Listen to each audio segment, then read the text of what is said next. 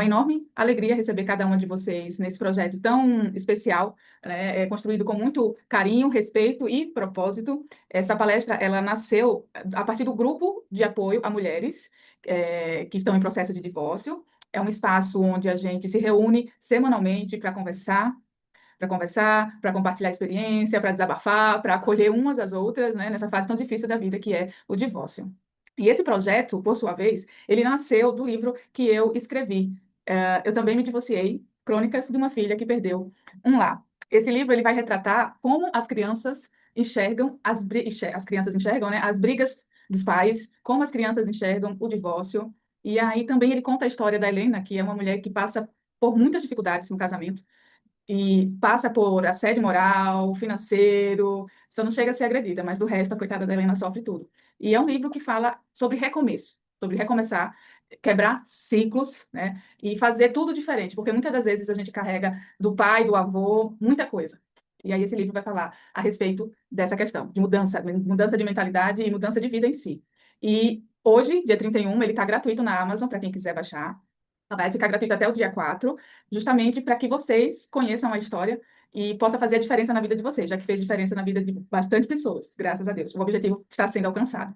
E a gente sabe, né, que a nossa dor, muitas das vezes, é o nosso legado. Porque quando a gente fala de divórcio, sem ter se divorciado, sem ter vivido, conhecido alguém de perto que tenha passado por isso, é algo muito distante. Às vezes a gente nem dá muita bola, assim, nossa, mas divórcio, né? Que bobagem. Mas quem passa, quem tem na família, quem tem alguém próximo, a gente que trabalha com divórcio no direito, a gente sabe o quão complicado que é. E a gente consegue ter essa visão de respeito quando o outro chega para tentar desabafar. E é esse o nosso grande objetivo, apoiar mulheres. Helena não teve esse grupo de apoio, mas vocês já estão tendo essa oportunidade. Não só o grupo de apoio, como também as advogadas, a Amélia, a Danusa e a Marcela, que estão disponibilizando o tempo delas de forma gratuita para ajudar vocês com relação ao direito, num país que tem a legislação totalmente diferente da nossa.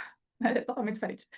E para quem não me conhece, eu sou Nívia, eu sou advogada no Brasil, sou advogada internacionalista, eu trabalho com reconhecimento de casamento no exterior, de divórcios, né, fazendo esse reconhecimento lá no Brasil. Toda papelada que envolve exterior, Brasil, eu trabalho. E sem mais delongas, né, também quero agradecer aqui as três, né, doutora Amélia, doutora Marcela e a doutora Danúzia, porque vocês foram incríveis. Nem, ó, só perguntaram assim, que projeto que é? O que é isso? Só perguntaram isso. Ah, eu expliquei. Tô dentro, tô super dentro. Então, muito obrigada, né, não cobraram absolutamente nada para estar aqui. E só gratidão. Na sexta-feira à noite, vocês estão aqui nos ajudando com esse projeto. A primeira que vai falar é a doutora Amélia, e o tema dela é Atualizações no Direito de Família aqui na Austrália, priorizando a segurança e o melhor interesse da criança no exercício da responsabilidade parental. Doutora Amélia, seja muito bem-vinda e muito obrigada por ter aceito esse convite. A palavra está com você. Tá mudo, tá mudo. Obrigada, Nívia. Consegue me escutar agora? Sim. Então, muito obrigada pelo convite. Eu fiquei bem honrada e lisonjeada com o convite de poder participar desse, desse grupo de apoio que eu acho que é tão importante para todo mundo. É tão difícil a gente se imigrar para um país novo e não entender as regras e sofrer de uma certa forma certas ameaças, que eu acho que é o que acontece com a maioria das brasileiras que moram no exterior, que não dominam a língua, não dominam as leis e não entendem o que está acontecendo e acreditam em tudo que o parceiro fala ou que o marido fala.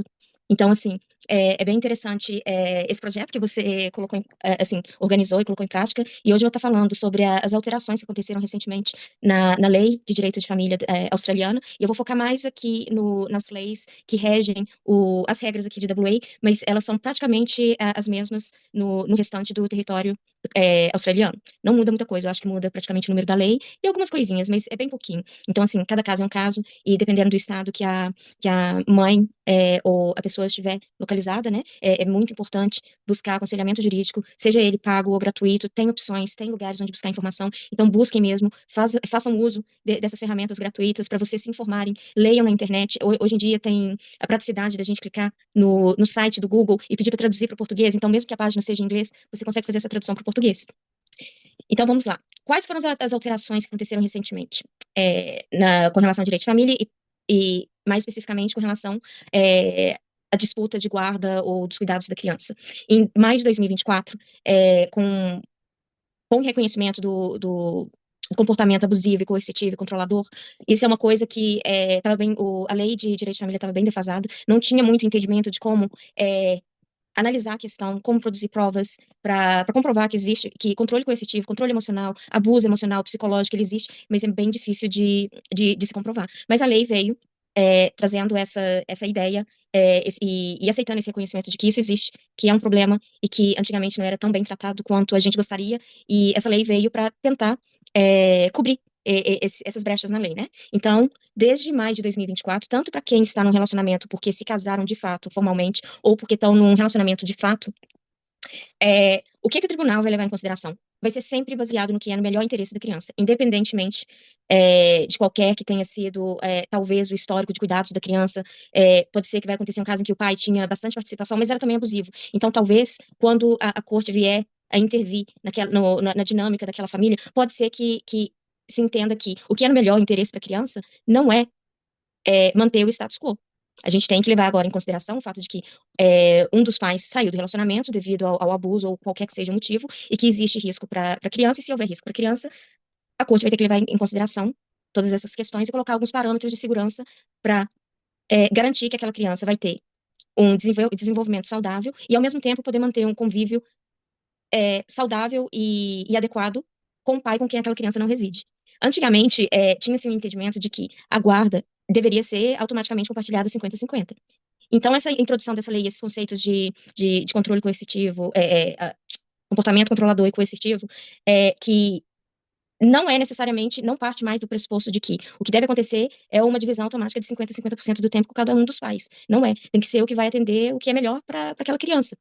Então, pode ser que isso pode causar um convívio mínimo com o pai, pode ser que seja só, dependendo do grau de violência, pode ser que aquele pai só possa ter convívio através de videoconferência, pode ser que tenha contato presencial, mas um contato presencial limitado, até que aquele pai ou mãe possa comprovar de que é seguro para aquela criança ter um convívio normal com ele, e que não, esse convívio não vai oferecer nenhum tipo de risco ou dano para aquela criança. E uma das coisas que é bem interessante que foi introduzido também, que a corte vai ter que levar em consideração agora, não é só é, o risco à criança.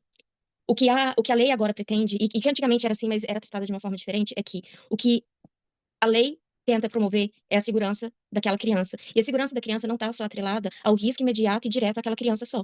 Qualquer tipo de risco que pode causar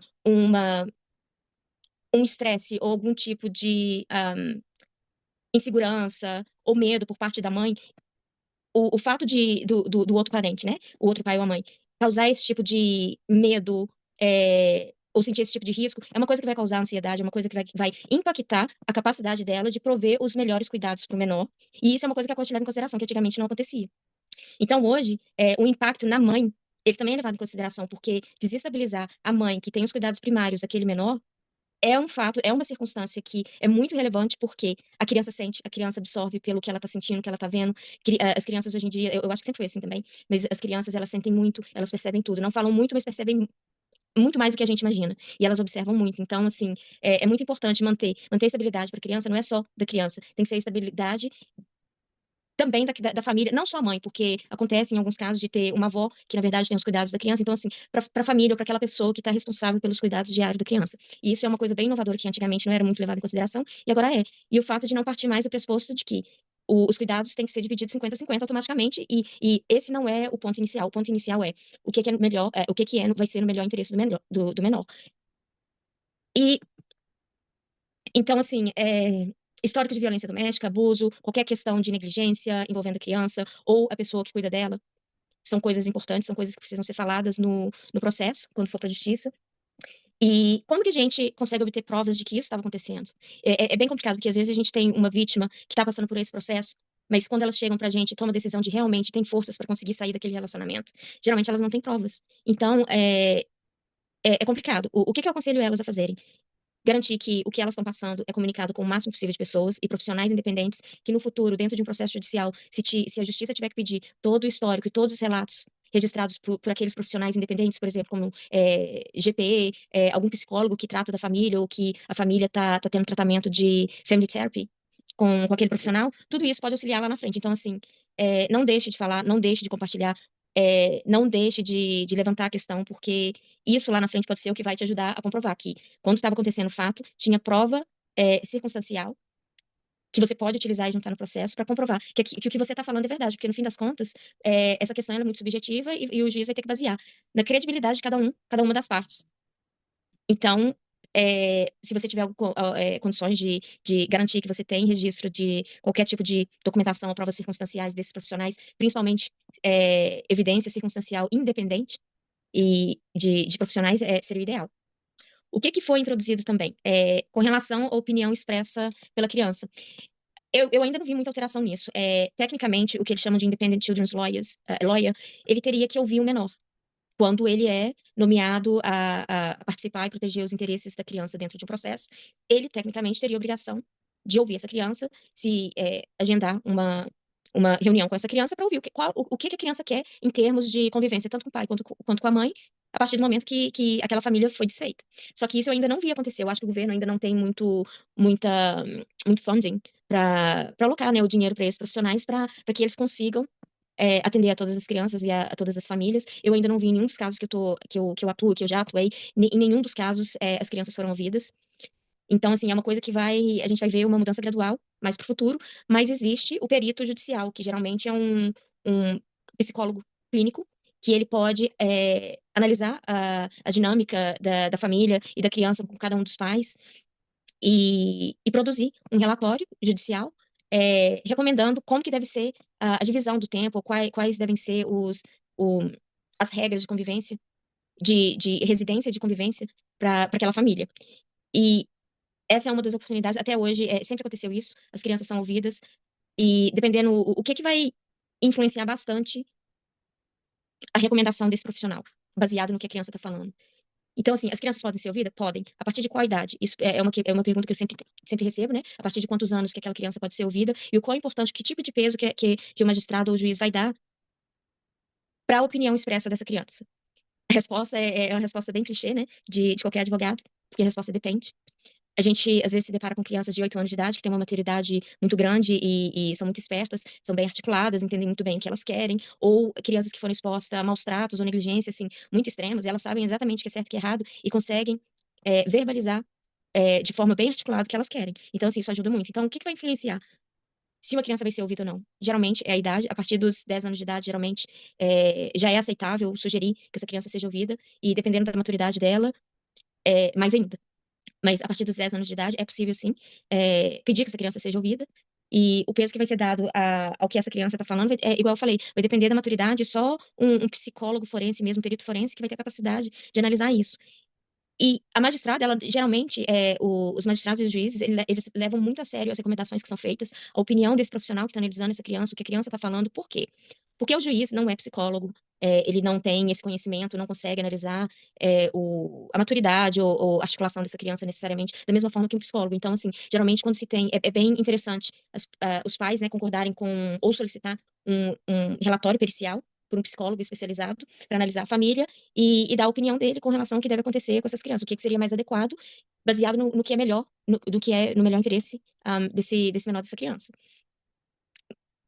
E, então, assim, não tenham medo, se preparem para falar de forma aberta, honesta, sobre o que está acontecendo. Se acontecer de nomearem esse perito, é uma coisa que eu sempre vejo como benéfico, principalmente se você é a pessoa que está falando a verdade, você sabe da sua verdade, você sabe o que você está vivendo. Então, assim, isso acaba transparecendo no processo, quando a gente vê que uma parte está sendo abusiva, está tentando controlar, ou está tentando utilizar a criança de alguma forma para penalizar a outra parte, e isso, ao longo do processo, isso fica bem transparente, é muito fácil de identificar o que está acontecendo. Então, esse é o ponto número 2, né? Uma das outras coisas, uma das coisas que a corte vai olhar, e é sempre bom pedir, que é o relatório pericial, para saber qual é a opinião e qual é o desejo desse menor. O ponto número 3, o que mais que a corte vai levar em consideração? As necessidades de desenvolvimento, necessidades psicológicas, emocionais e culturais da criança. Então, assim, dá para vocês verem como é subjetivo. Cada caso vai ser um caso, e como que a gente vai comprovar as necessidades, esses tipos de necessidade da criança, vai depender muito, assim, de um contato muito próximo com o cliente, né? Para tentar auxiliar esse cliente a angariar a prova. Geralmente são provas que vêm de psicólogos que a criança está atendendo, o clínico geral, ou a escola das crianças, o report da escola. É muito importante ter um contato muito próximo com o diretor da escola, com a professora, ter comunicação por escrito com eles, principalmente em casos em que você está vendo que existe um certo abuso por parte da outra parte. E, de alguma forma, tentar utilizar essa documentação, o histórico, né, da vida dessa criança, diagnóstico, tem que ser diagnóstico formal, a corte não se baseia no que o pai ou a mãe acha, não é. Tem que ser baseado em prova documental. Então, assim, se tem um problema de desenvolvimento, você já tem, em algum momento, você escreveu para a escola, você se aproximou da escola, da professora, trabalhou junto com eles para tentar identificar quais são as necessidades especiais que aquela criança tem e que tipo de ajuda você está tentando buscar para aquela criança. Porque o que a corte também vai ter que analisar? Com todas essas necessidades que a criança tem, qual dos pais vai ter melhor capacidade e disponibilidade para atender as necessidades da criança? Pode ser que essa criança tenha, ambos os pais tenham compartilhado ao longo do relacionamento, mas após a separação, um deles não tem tanta capacidade assim de atender a todas as necessidades da criança. Pode ser que a mãe que trabalha part-time tenha mais capacidade de se adaptar melhor e prover de uma forma melhor as necessidades da criança, porque ela vai estar disponível para levar a consulta médica, levar para tratamento especializado. Então, é bem importante.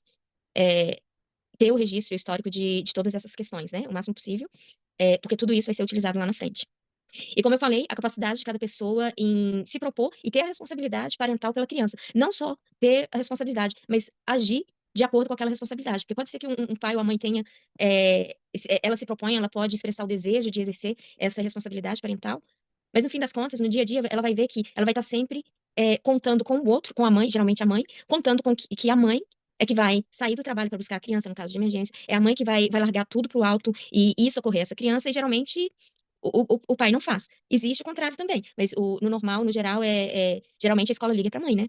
Então, a capacidade de cada pessoa, isso tem que ser demonstrado no processo.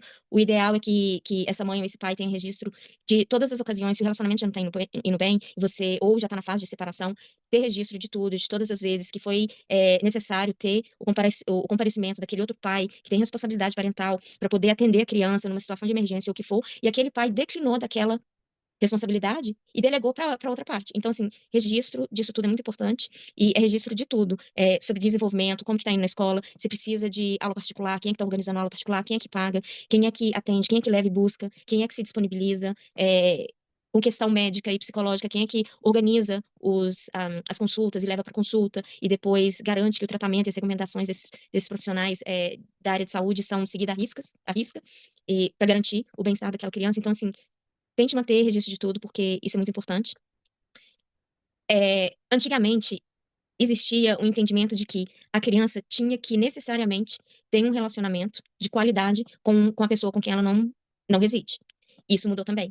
Hoje em dia, o que a corte vai estar olhando e vai buscar naquele processo, naquele âmbito familiar, é o benefício para aquela criança em poder ter um relacionamento com o pai ou outras pessoas importantes na vida dela, que pode ser avós também, tios e tias, né, a família extensa daquela criança, mas desde que isso é novo, foi introduzido, desde que seja num ambiente seguro. Então, se aquele pai, de alguma certa forma, oferece risco, não quer dizer que necessariamente a corte vai tentar forçar o convívio daquela criança com o pai, porque o convívio tem que ser de forma segura, num ambiente seguro, senão não vai atender o que é no melhor interesse do menor. Então, todos os registros de abuso, negligência, seja ele emocional, físico ou moral, de qualquer tipo de abuso que seja, guarde registro, anote tudo. Se tiver alguma testemunha que presenciou a situação, no momento daquela situação, tente anotar o nome, telefone, os dados de contato daquela pessoa, porque ela pode ser uma testemunha importante no processo para garantir que o que é mais seguro e no melhor interesse do seu filho vai poder ser comprovado e decidido de acordo com o que é melhor para aquele menor. Então, assim, registro de tudo é muito importante. E o fato de ser o pai biológico ter responsabilidade parental não mais necessariamente se traduz em convívio e contato automaticamente. Se existir alguma questão de segurança, negligência, ou risco de segurança, ou qualquer tipo de ameaça para a criança, a pessoa que estiver do outro lado, ela vai passar por um processo bem moroso, bem lento, porque ela vai ter que provar, enquanto aquela pessoa não conseguir satisfazer a corte, o juiz ou o magistrado, de que o magistrado, ao determinar uma ordem ou algum tipo de convívio com aquela criança, que aquela criança vai estar segura. Então, assim, isso é uma responsabilidade daquela pessoa provar. Mas isso vai ser levado em consideração. Não vai traduzir automaticamente contato, e o contato não é automaticamente 50-50. Isso mudou bastante. E tem muito pai que não fica feliz, né, com essa situação, porque eles acham que tem que ter acesso à criança, que é metade, metade, porque é tanto meu quanto seu, e não é bem assim que as leis funcionam. E, por último, qualquer outra informação relevante, qualquer outra situação ou circunstância relevante, específica, que vai ajudar a entender ou atender o que é no melhor interesse daquela criança.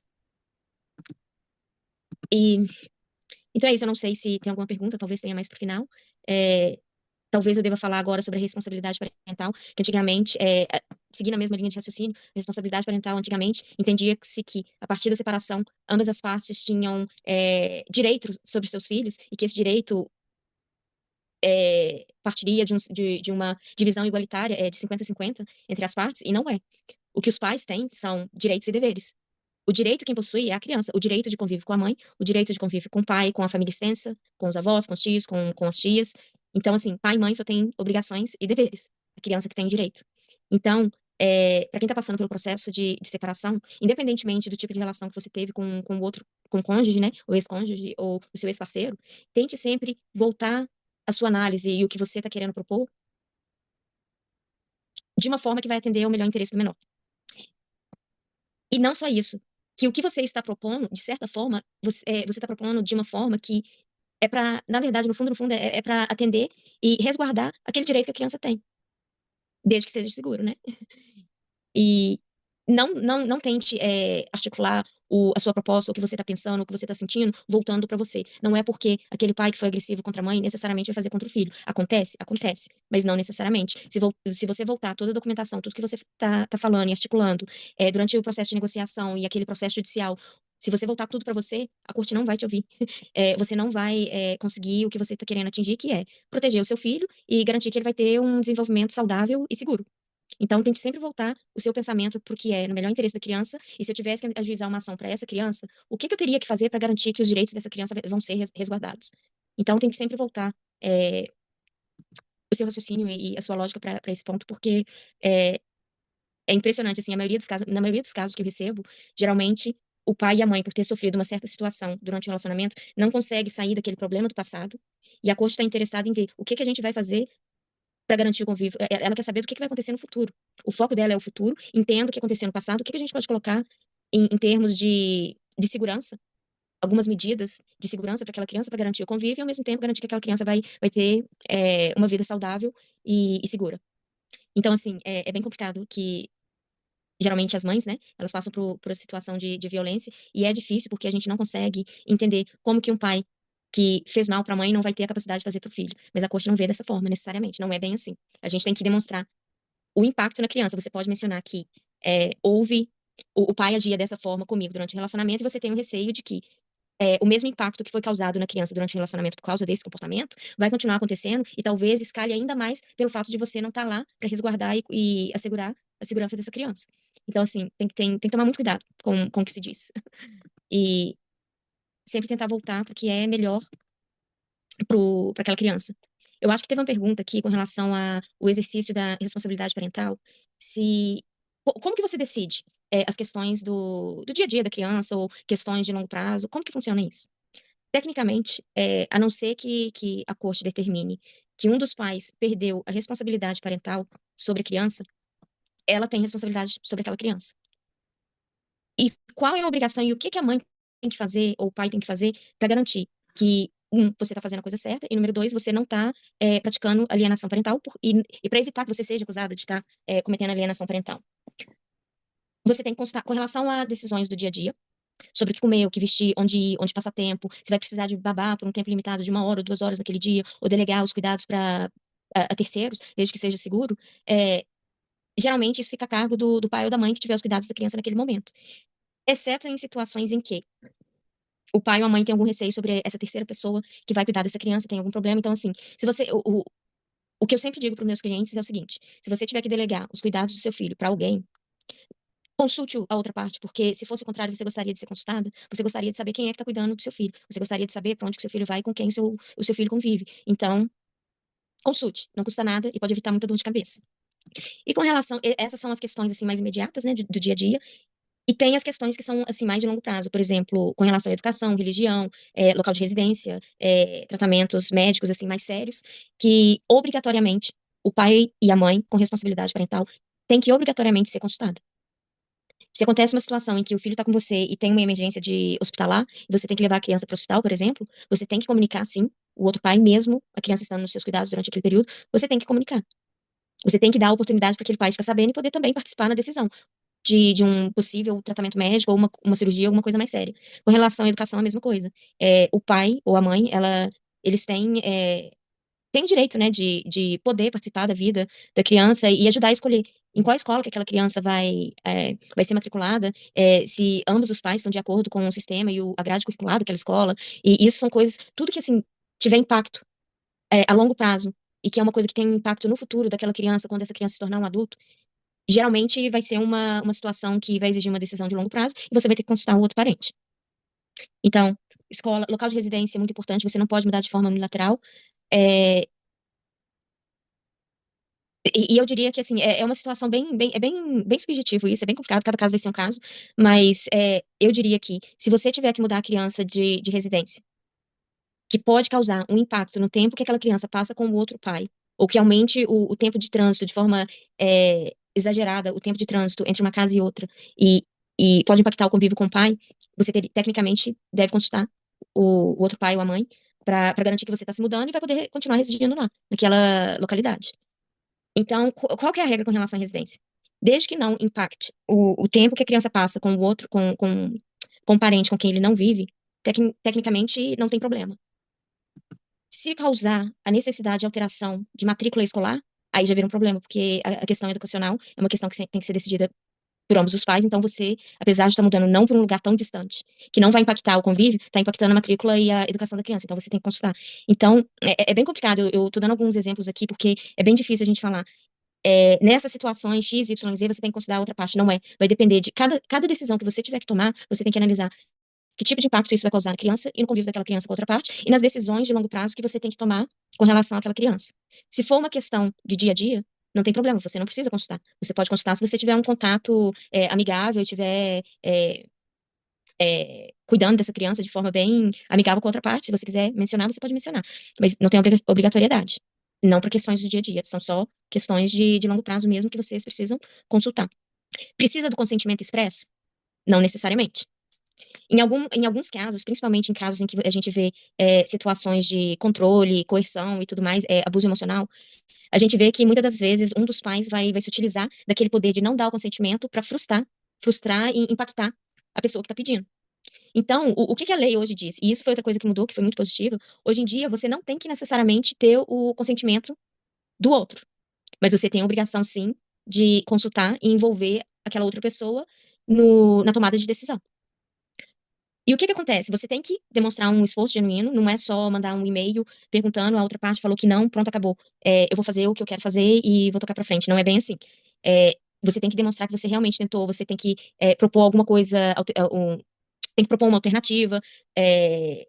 A outra parte também você pode perguntar, já que ela não concorda, o que que ela estaria disposta a concordar, o que que a outra parte estaria confortável em fazer. Tem que, pelo menos por um período de tempo, você tem que tentar negociar e ajustar o que você está propondo para ver se você consegue resolver com aquela pessoa. Se não resolver, você pode só seguir em frente e fazer o que você quer fazer? Depende.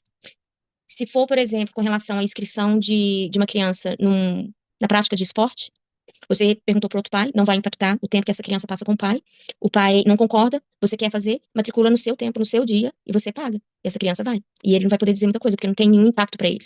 Nem financeiro, nem de logística, nem de tempo que ele passa com a criança. Então você pode.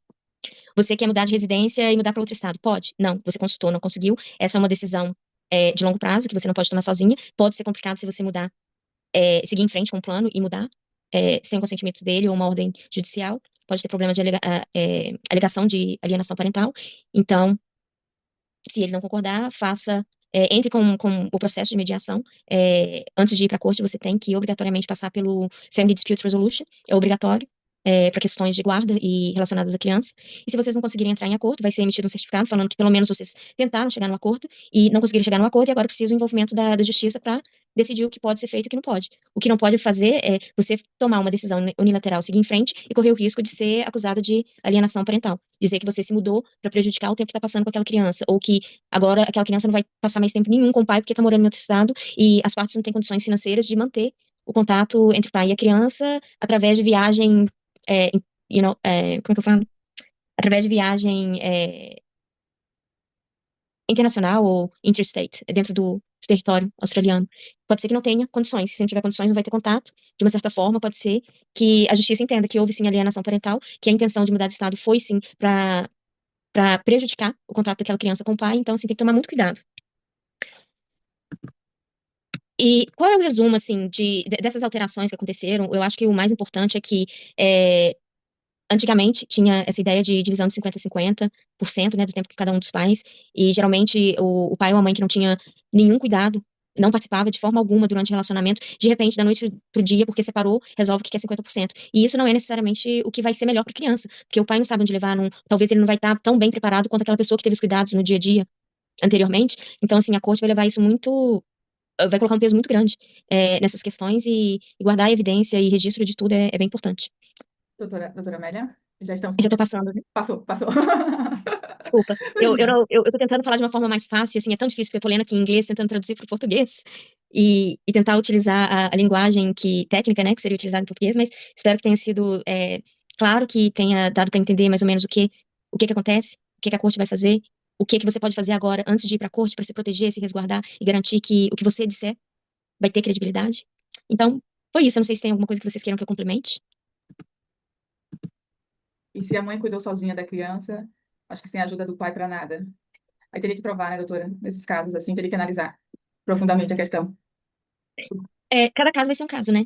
Porque eu já tive um caso recentemente que a mãe que cuidava de tudo, o pai trabalhava de 7 da manhã até as 7 da noite, nunca fazia nada das crianças, e quando foi pra corte, ele mudou, vai depender muito do que o outro fizer também. Então, assim, é muito difícil dar uma resposta objetiva para uma situação que é bem subjetiva, porque depende muito do que o outro vai fazer. Nesse caso, apesar do histórico ter sido diferente, o pai, quando ele se separou, ele mudou a rotina de trabalho dele, ele passou a trabalhar só de 9 da manhã às 4 da tarde, e depois ele retomava o trabalho de 8 da noite às 11 ou meia-noite, uma coisa assim.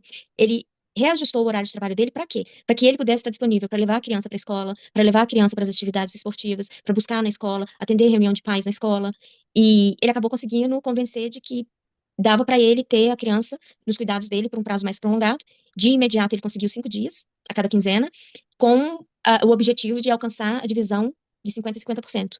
De 50% dos cuidados daquela criança. Mas o que que aconteceu nessa situação? O pai fez tudo que ele podia fazer para se adaptar à criança. Então a corte viu com muitos bons olhos a atitude do pai, porque o pai não estava preocupado com ele estava preocupado com o que que ele poderia fazer para atender melhor aquela criança, e ele fez. Na maioria dos casos não é o que acontece, né?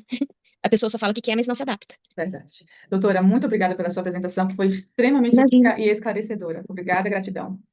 imagina. Tá Fique com bom? Deus. Eu vou deixar vocês agora, eu não sei se você quer que eu responda as perguntas. Não vai dar tempo.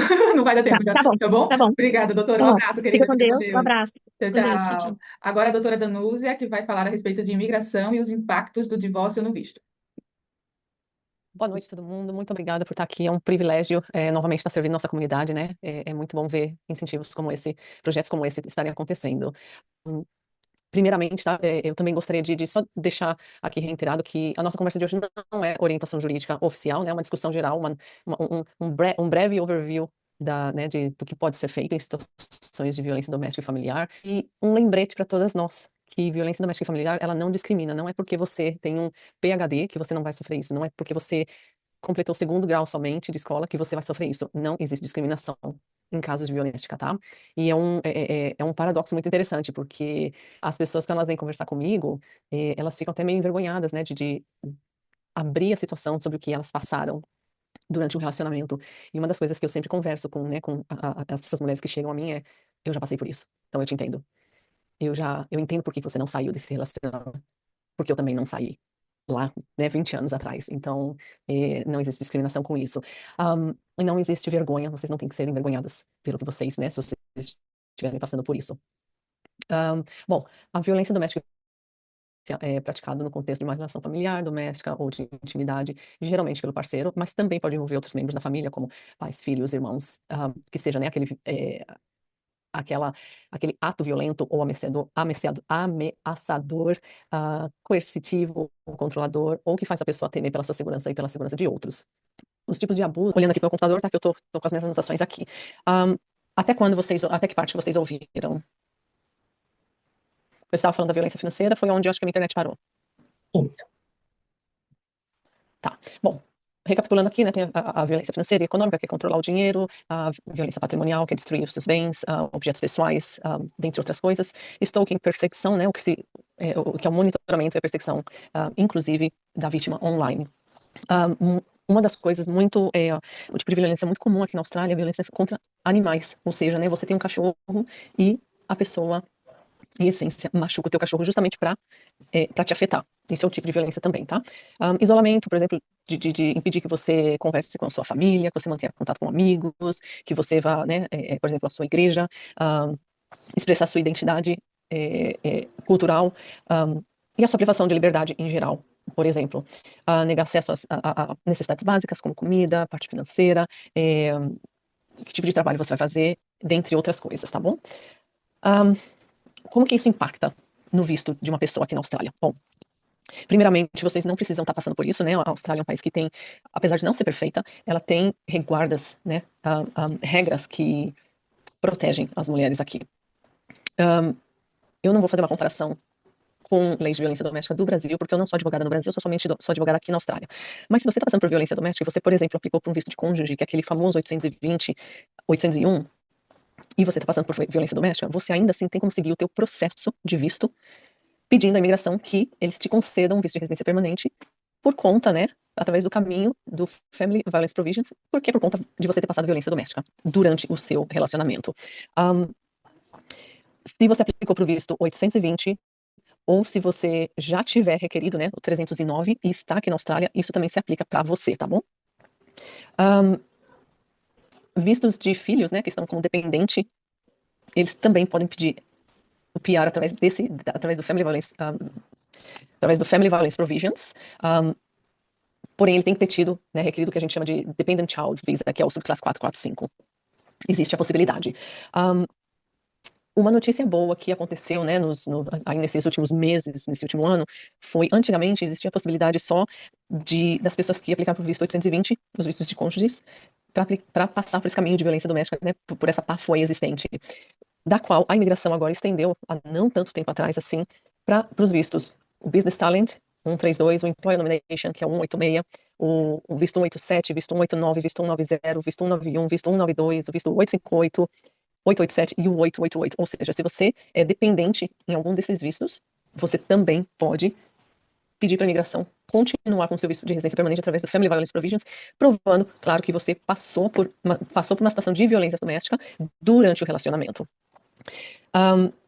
Existem outros vistos, tá? Que é o que a gente chama de vistos de família, que é o 103, 115, 116, 143, 804, 835, 836 e 864, que também se englobam nesse caminho de violência doméstica.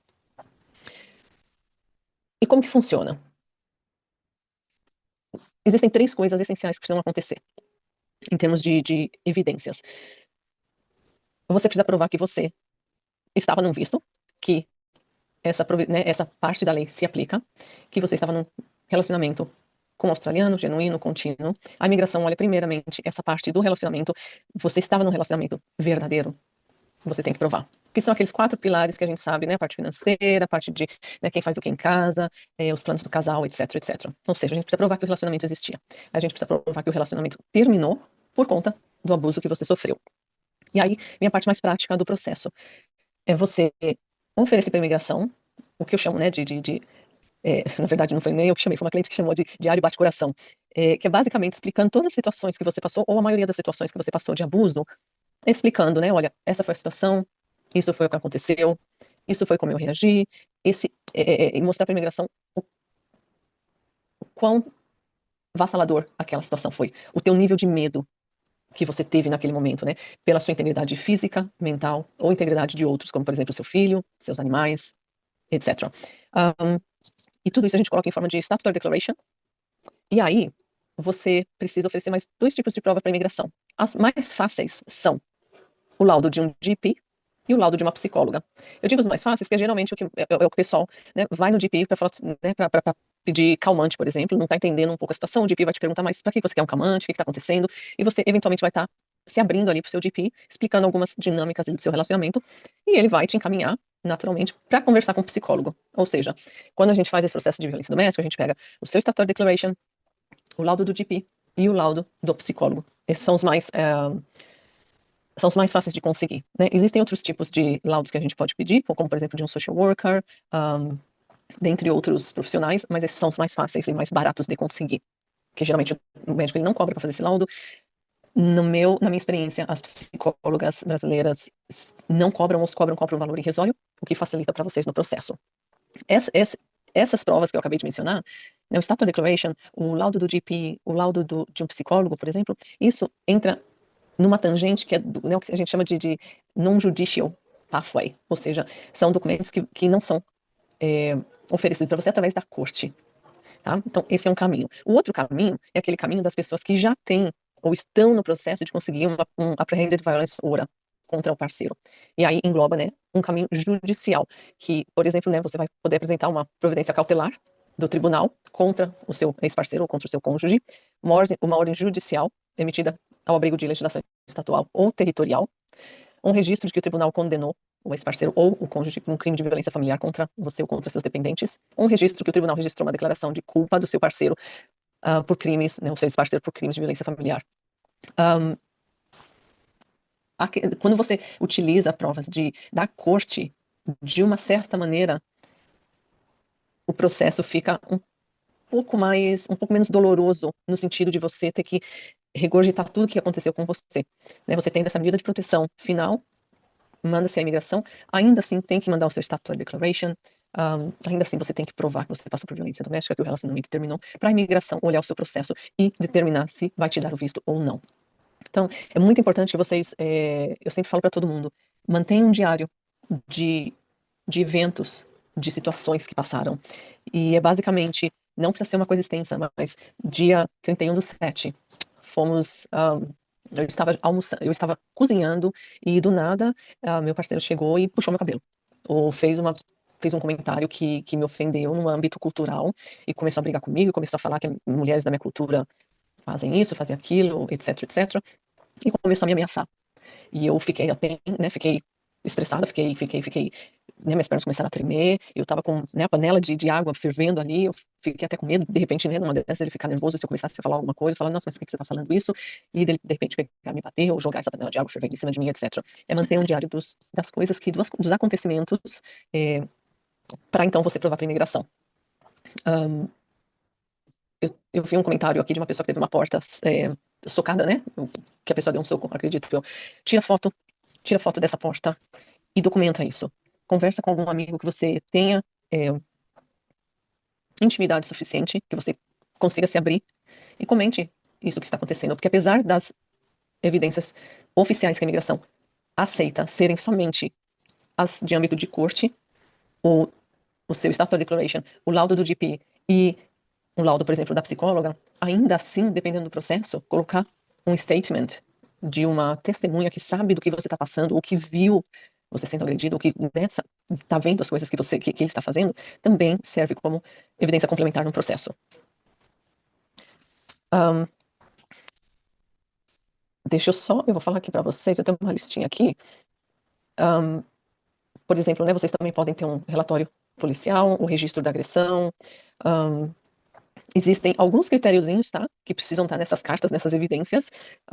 No website da imigração tem bastante informação que vocês podem dar uma olhada sobre os critérios, sobre essas cartas, sobre os tipos de profissionais que podem oferecer essas evidências para você. E é muito importante, como eu disse lá no começo, não tenham vergonha, porque é mais comum as pessoas passarem por isso do que não, pelo menos no que eu vejo na nossa comunidade brasileira. Então não tenha vergonha de falar pro seu GP, não tenha vergonha de ir no psicólogo e expressar, né? Muitas das vezes a gente acha que a gente tá ficando louca, falando, será que fui eu que entendi errado? Ou será que eu que tô fazendo alguma coisa? E que a probabilidade de ser não é muito grande. A probabilidade de, né, ser esse gaslighting, ser essa manipulação, esse jogo de controle, esse jogo mental que eles fazem, que vai te colocar numa posição de vulnerabilidade, de estar pensando, poxa, acho que eu que tô ficando louca. O psicólogo vai com certeza conseguir desenvolver, né, de conseguir abrir seus olhos para te assegurar que você não é você, é outra pessoa que está fazendo isso, e isso faz parte, né, de violência doméstica. E existe sim, né, esse respaldo hoje em dia, que eu fico muito feliz, porque anos atrás, há 20 anos atrás, isso não existia. Então a probabilidade de uma pessoa ter ficado assim como eu fiquei, tá? Eu não tenho vergonha de falar, não. Mesmo depois que meu visto saiu, eu tive muito medo de sair da relação. Então eu ainda assim fiquei, acho que 1 ano e meio depois de que eu já tinha visto, por medo do meu visto ser cancelado, por medo de, né, da pessoa fazer alguma coisa e tudo mais. E não existia esse respaldo pra gente. Então assim, não tenho medo, não tenho vergonha. procurem ajuda. Né, existem muitos órgãos gratuitos aqui na Austrália que podem dar informação inicial. A própria imigração, né, vocês não precisam se identificar, você pode ligar e falar, olha, eu estou passando por isso, aonde que eu obtenho informação, como que vocês podem me ajudar? São os pontos iniciais, né? E obviamente se vocês precisarem, né, de alguém para ajudar nessa questão de processo, né, assim, eu tenho um prazer muito grande de ajudar as mulheres da nossa comunidade, porque eu passei por isso, eu não tive esse respaldo. Então, procurem ajuda, seja ajuda gratuita nos Community Legal Centers, no IARC, em vários, né, órgãos que estão pela Austrália inteira que podem ajudar imigrantes, e sempre pensando na saúde mental e na sua segurança, né? Obviamente, se você acredita que você deve ligar para a polícia porque você está numa situação de perigo, né, a polícia é seu primeiro ponto de contato. Tem alguma pergunta?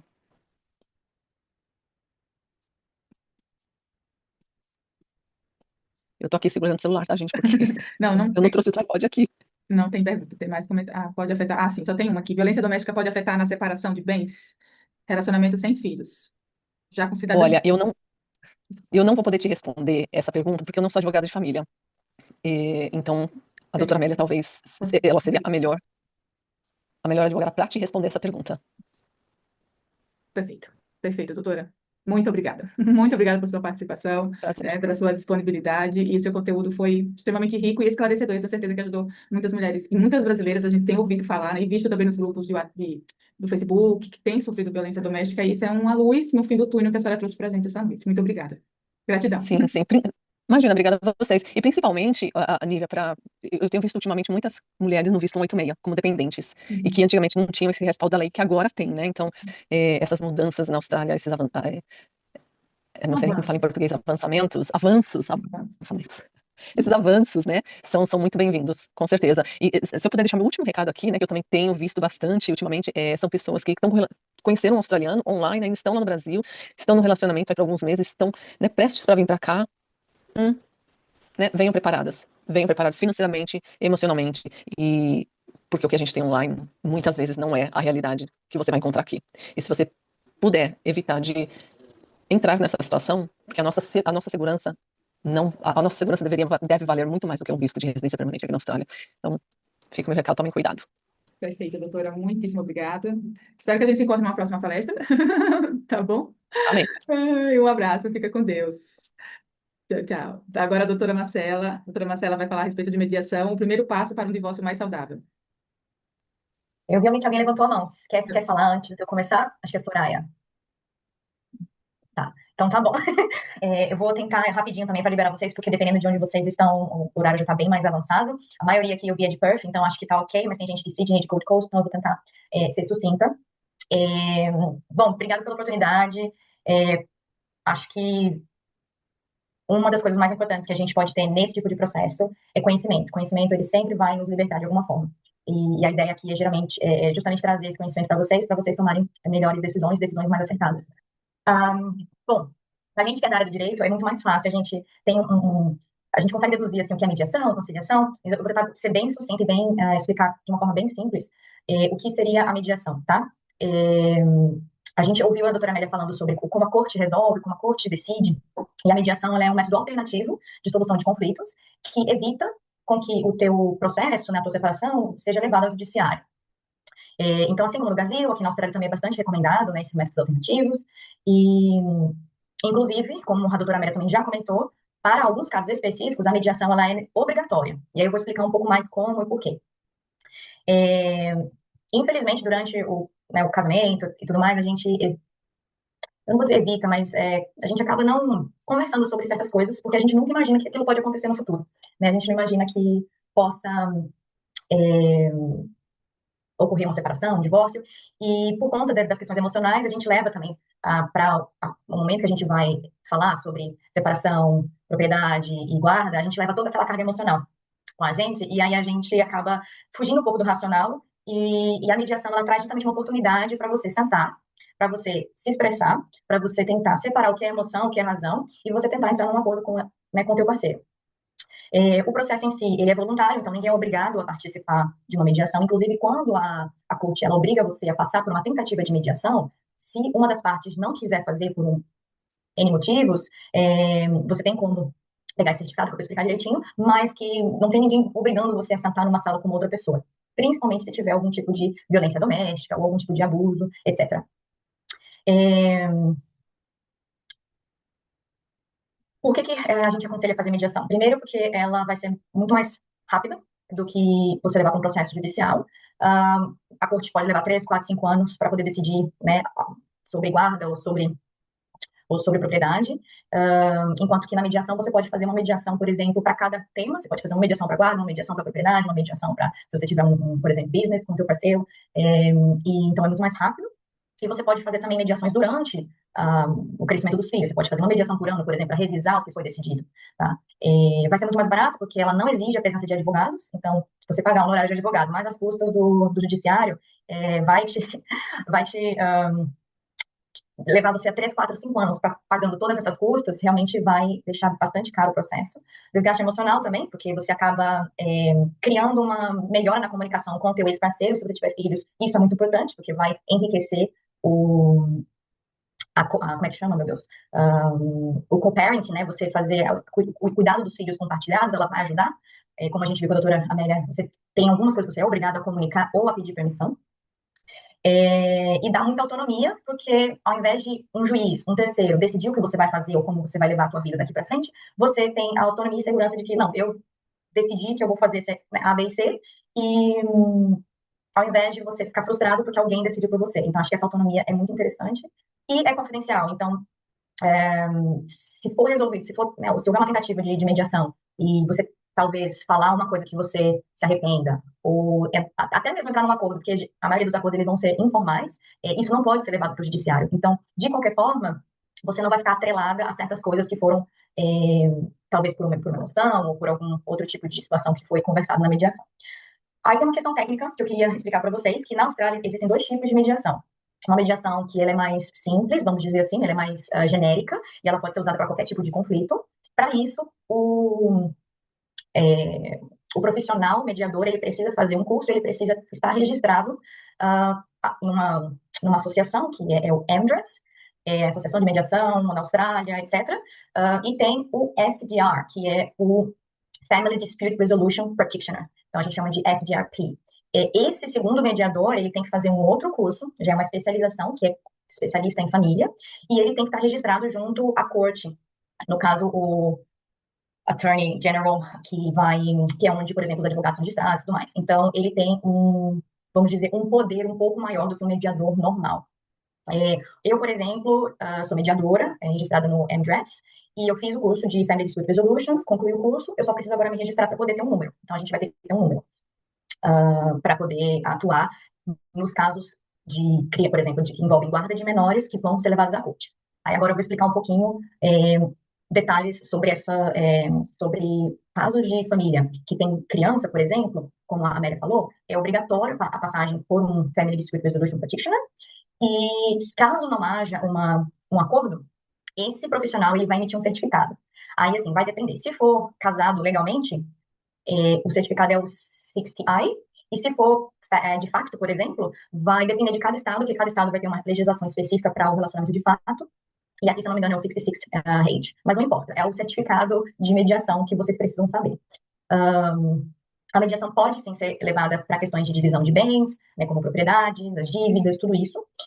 Não necessariamente ela vai gerar um acordo que é bind, né, que vai ser executável, vamos dizer assim, que vai poder ser legalmente obrigatório, que é o que a gente chama de legally binding. Para que uma mediação tenha um acordo que vai ser obrigatório, ela precisa ser transformada em uma consent order, tá? Geralmente, o mediador normalmente não faz automaticamente a consent order, porque isso pode ser levado pelas próprias partes, pode ser feito diretamente com a corte, e normalmente vai ter ali um advogado que vai poder assinar, que vai poder confirmar que você está cumprindo com os procedimentos para uma consent order, que é uma questão mais técnica. Então, geralmente, a mediação ela vai resultar num acordo informal. É lógico que você pode pedir para o mediador escrever e as partes assinarem, mas ele não vai ser necessariamente binding, tá? Eu já falei sobre de facto. Tá, tô só pegando aqui meu resuminho para não esquecer de nada.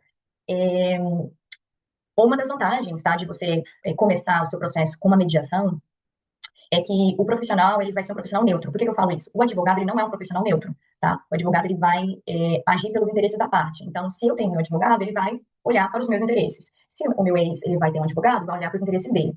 O mediador, ele não tem interesse em nenhuma das partes. O interesse dele é justamente resguardar o melhor interesse da criança. Então, todos aqueles princípios que a doutora Amélia falou no começo, eles também continuam sendo aplicados aqui. Então, melhor interesse da criança, etc. Eu vou falar um pouco mais sobre isso, mas o fato do mediador ser um profissional neutro ajuda muito para poder facilitar essa conversa entre as duas partes. Eu não sei se aqui alguém já passou por mediação.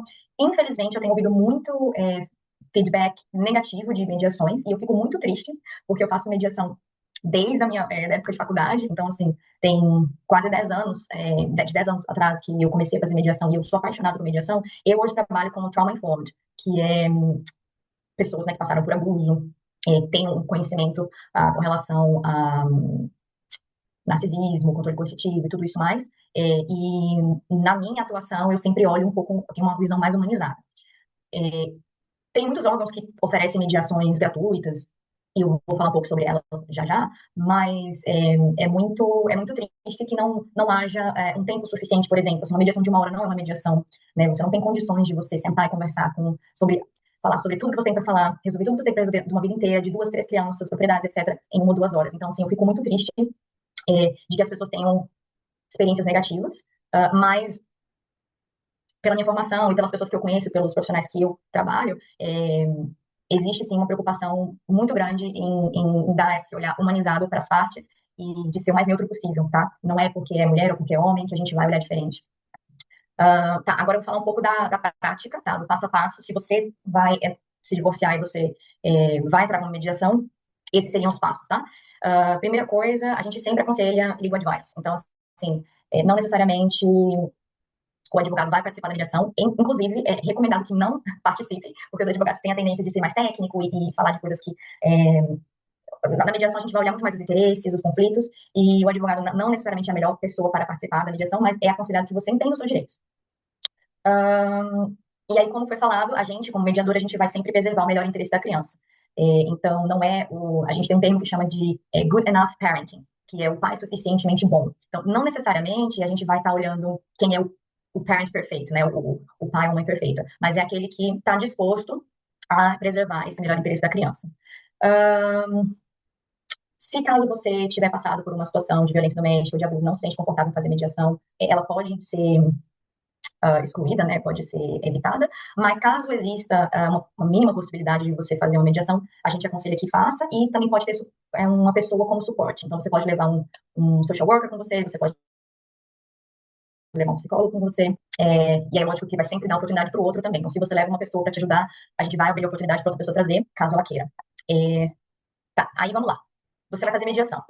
Primeira coisa é a que a gente chama de pre-mediation, que é quando você vai falar com o mediador um one-on-one. Então, você entra em contato com o mediador, você faz, basicamente é 1 hora, geralmente, a gente faz um screening, a gente vai entender o que é a sua situação, se tem algum tipo de safety plan que a gente precisa ver, como eu falei, se tiver algum tipo de abuso ou risco, ver né, entender a sua história, basicamente.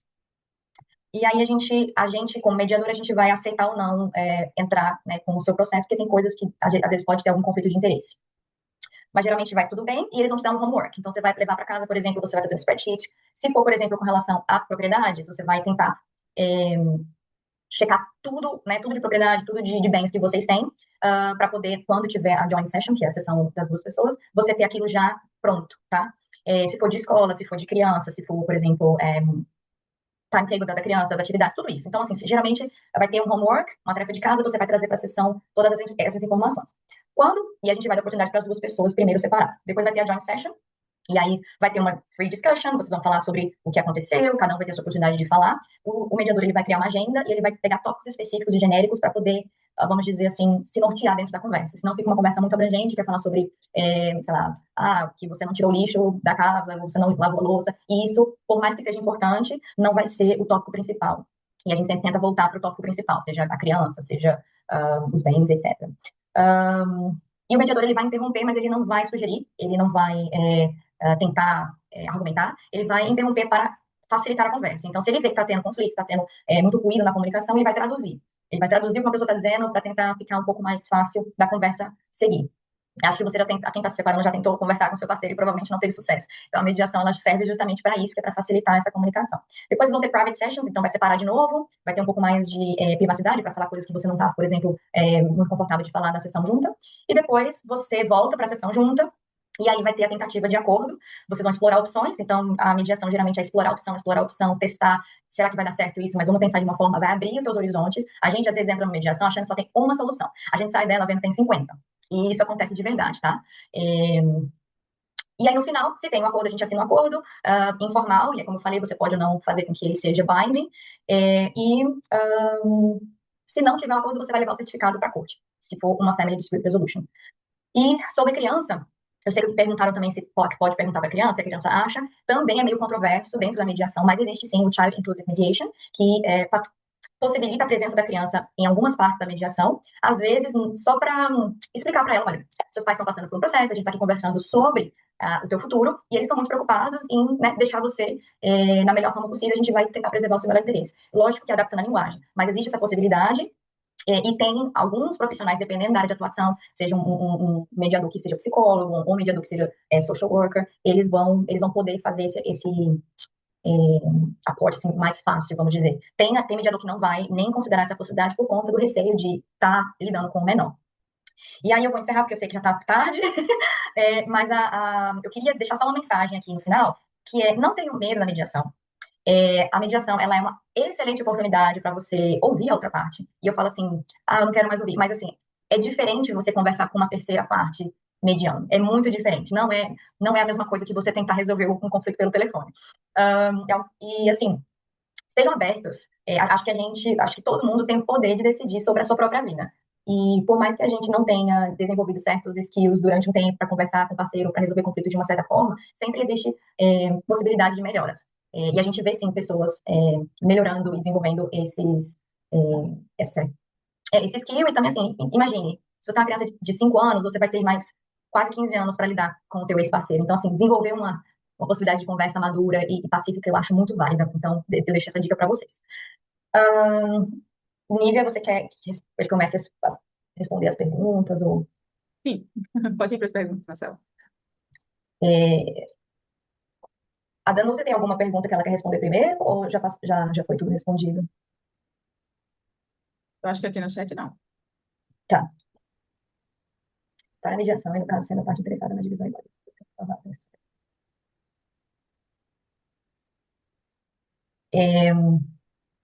Aqui é a questão de partilha novamente, né? Essa dúvida. Sim. Com relação à partilha de bens, e a resposta sempre vai ser depende, né? Depende de cada caso. Eu não sei toda a sua história. Mas a mediação é o momento de você explorar os bens. Então, por exemplo, você acha que o teu parceiro tem uma conta escondida. Você vai levar isso para a mediação e ele vai ter a oportunidade de conversar e apresentar essas situações. Então, na mediação, se você já ouviu dizer, ou se você tem um conhecimento que talvez aquela pessoa possa ter aquele bem, é o momento, sim, de você trazer essas informações. Mas a gente não tem obrigação, por exemplo, a gente não pode, a gente não exige que a pessoa traga bank statement, essas coisas assim. Então, é muito mais voluntário, tá? Mas há oportunidade, sim, de conversar.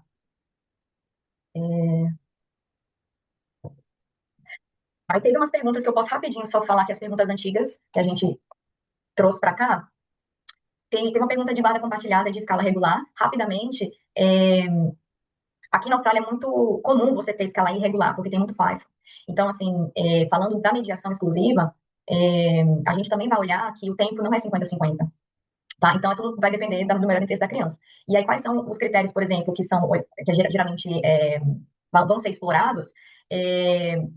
Se houver, por exemplo, dias fixos, mesmo que a escala seja irregular, então, por exemplo, toda quarta-feira existe essa possibilidade da criança estar com o outro pai, pode ser estabelecido aquele dia como um dia regular.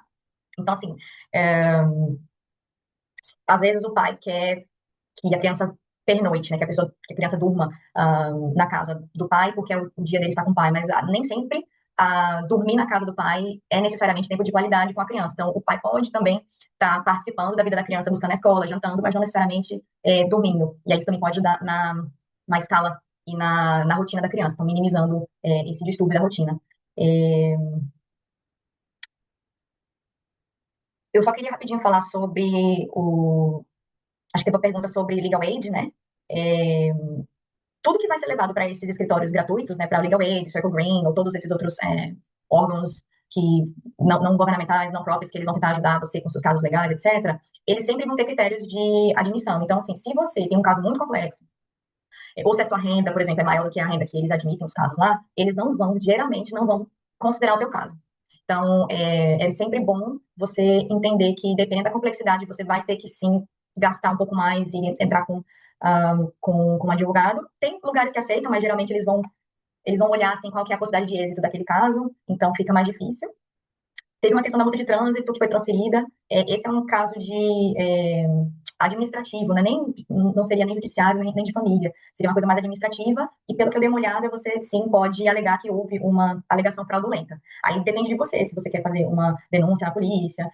Mas você pode entrar com um processo administrativo junto ao órgão do teu estado, dizendo que você pagou em erro e que aquelas multas, na verdade, não seriam de sua responsabilidade. E aí você teria que provar que você não foi a autora daquela infração de trânsito.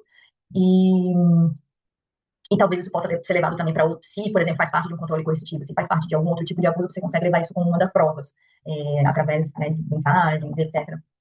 Eu acho que é isso, Nívia. Marcela, muito obrigada pela sua participação. Esclareceu bastante a respeito da mediação, que é algo tão importante. Se for a questão, se fizer aqui uma pergunta a respeito da advogada, se for a questão do direito de família, guarda a doutora Amélia, que é especialista em direito de família. Se for a questão de direito de visto, a doutora Danúzia. E a doutora Marcela, que trabalha com mediação para resolver praticamente quase todos os problemas. A Marcela entra com bens, com empresa e etc, etc. Então, é muito importante até pela questão também, como você ressaltou, só aqui acrescentando, a questão financeira, porque um processo judicial é muito mais caro. Então, tentar resolver no início com a mediação é muito importante. E a gente sabe que quando a gente chega no ponto de se divorciar, não é como os atores da Globo, né? Que todo mundo ali se divorcia, é todo mundo amigo e é perfeito. Não, não é. Então, a gente sabe como é que funciona. E é importante ter essa terceira pessoa, né, esse profissional, tentando mediar, e principalmente para quem tem filhos, que é mais complexo ainda. E quanto mais demora a resolver o problema, mais sofre, não só você, tem outra pessoa sofrendo junto, né? Então, meninas, eu queria agradecer mais uma vez, né, as nossas palestrantes por compartilharem seu tempo, experiência e conhecimento, e também a vocês que ficaram aqui até o final, muito obrigada. Vou estar enviando o link da Amazon e também um e-book, não é e-book, o termo. Fugiu o termo, que tem todos os links certinho para vocês verem a questão gratuita, né, onde vocês procuram. Não tenho condição financeira, onde eu procuro, estou sofrendo violência doméstica, tem um link que, né, o governo pode auxiliar. Então, estou mandando para vocês esse documento. E é isso. Muito obrigada, que Deus abençoe a todos. Estamos aqui, né, eu e Marcela, tentando ver se a gente consegue organizar uma outra palestra, talvez a respeito de bens de divisão, que eu sei que vocês têm bastante dúvidas. É bem diferente do Brasil, porque no Brasil a gente, no próprio casamento, na certidão de casamento no Brasil, tem o regime de bens, parcial, separação, e aqui não tem. Então, essa diferença buga a cabeça dos brasileiros e talvez seja um tema muito importante da gente tratar na próxima, né? Bens, como fica a divisão no divórcio, no caso de morte, como é que funciona? Vamos pensar e aí a gente entra em contato com vocês, tá bom? E só queria deixar aqui uma frase para vocês, que é: a nossa dor pode se transformar em força e a nossa história pode se tornar o legado que ajudará outras mulheres a recomeçar. E que vocês, né, passem por essa fase e sejam um agente transformador também na vida de outras pessoas, que a gente possa ajudar vocês da melhor forma possível. Marcela, quer falar alguma coisa? Sim, eu queria agradecer as meninas que estão aí acordadas e tiraram também o tempo para ouvir a gente. Estamos aí, estamos nos grupos, estamos nos Facebooks da vida. Eu sempre gosto de responder o máximo que eu puder, mas tem coisa que a gente é limitada, tem coisa que a gente não consegue dar uma resposta por uma sentença ou por um texto, um comentário no Facebook. Então, assim, sejam proativas de procurarem as respostas através de profissionais qualificados. ChatGPT é muito bom, mas é diferente você lidar com um profissional que vai te dar o apoio emocional, vai entender o teu caso, vai também entender que tem outras pessoas com experiência também passando por aquilo que pode te confortar. E é isso. Se precisarem de alguma coisa, podem falar e vamos tentar fazer uma próxima aí pra gente ajudar mais e mais e mais. Perfeito. Meninas, um abraço para vocês. Fiquem com Deus. Beijo, bom descanso.